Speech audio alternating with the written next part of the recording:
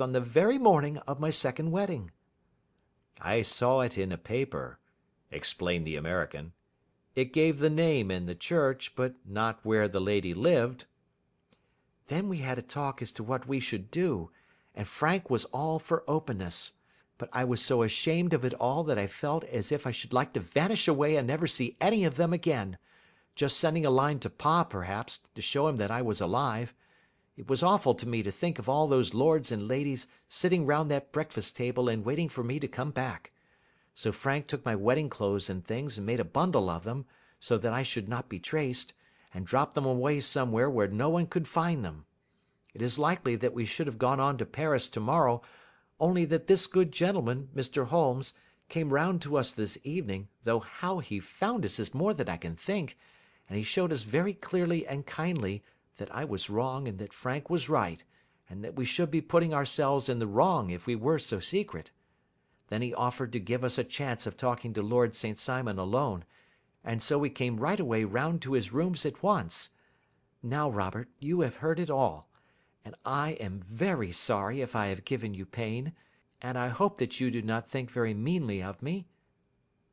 Lord St. Simon had by no means relaxed his rigid attitude, but had listened with a frowning brow and a compressed lip to this long narrative. "Excuse me," he said, "but it is not my custom to discuss my most intimate personal affairs in this public manner." "Then you won't forgive me? You won't shake hands before I go?" "Oh, certainly, if it would give you any pleasure." He put out his hand and coldly grasped that which she extended to him. "I had hoped," suggested Holmes, "that you would have joined us in a friendly supper." "I think that there you ask a little too much," responded his lordship. "I may be forced to acquiesce in these recent developments, but I can hardly be expected to make merry over them. I think that with your permission I will now wish you all a very good night." He included us all in a sweeping bow, and stalked out of the room. "Then I trust that you at least will honour me with your company," said Sherlock Holmes. "It is always a joy to meet an American, Mr. Moulton, for I am one of those who believe that the folly of a monarch and the blundering of a minister in far gone years will not prevent our children from being some day citizens of the same world-wide country under a flag which shall be a quartering of the Union Jack with the stars and stripes." "The case has been an interesting one," remarked Holmes when our visitors had left us, "because it serves to show very clearly how simple the explanation may be of an affair which at first sight seems to be almost inexplicable. Nothing could be more natural than the sequence of events as narrated by this lady, and nothing stranger than the result when viewed, for instance, by Mr. Lestrade of Scotland Yard." "You were not yourself at fault at all, then?" "From the first, two facts were very obvious to me.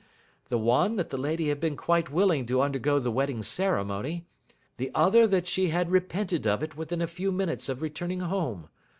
Obviously something had occurred during the morning, then, to cause her to change her mind. What could that something be? She could not have spoken to anyone when she was out, for she had been in the company of the bridegroom. Had she seen someone then? If she had, it must be someone from America, because she had spent so short a time in this country that she could hardly have allowed anyone to acquire so deep an influence over her that the mere sight of him would induce her to change her plans so completely. You see, we have already arrived, by a process of exclusion, at the idea that she might have seen an American. Then who could this American be, and why should he possess so much influence over her? It might be a lover. It might be a husband. Her young womanhood had, I knew, been spent in rough scenes and under strange conditions. So far I had got before I ever heard Lord St. Simon's narrative. When he told us of a man in a pew, of the change in the bride's manner, of so transparent a device for obtaining a note as the dropping of a bouquet, of her resort to her confidential maid, and of her very significant allusion to claim-jumping, which in miners' parlance means taking possession of that which another person has a prior claim to, The whole situation became absolutely clear. She had gone off with a man, and the man was either a lover or a previous husband, the chances being in favour of the latter. And how in the world did you find them? It might have been difficult, but friend Lestrade held information in his hands the value of which he did not himself know. The initials were, of course, of the highest importance, but more valuable still was it to know that within a week he had settled his bill at one of the most select London hotels. How did you deduce the select? By the select prices.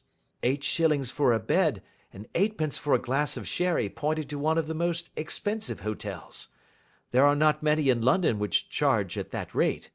In the second one which I visited in Northumberland Avenue, I learned by an inspection of the book that Francis H. Moulton, an American gentleman, had left only the day before, and on looking over the entries against him, I came upon the very items which I had seen in the duplicate bill.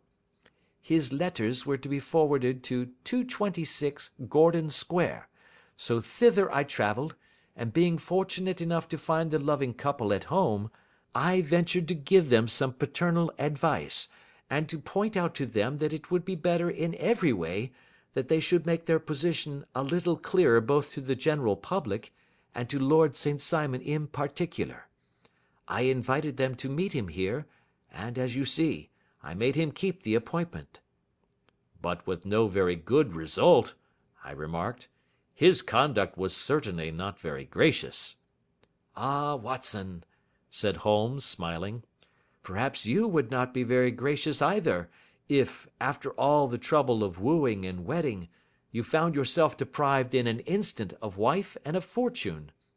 I think that we may judge Lord St. Simon very mercifully, and thank our stars that we are never likely to find ourselves in the same position. Draw your chair up, and hand me my violin, for the only problem we have still to solve is how to while away these bleak autumnal evenings." End of Adventure 10.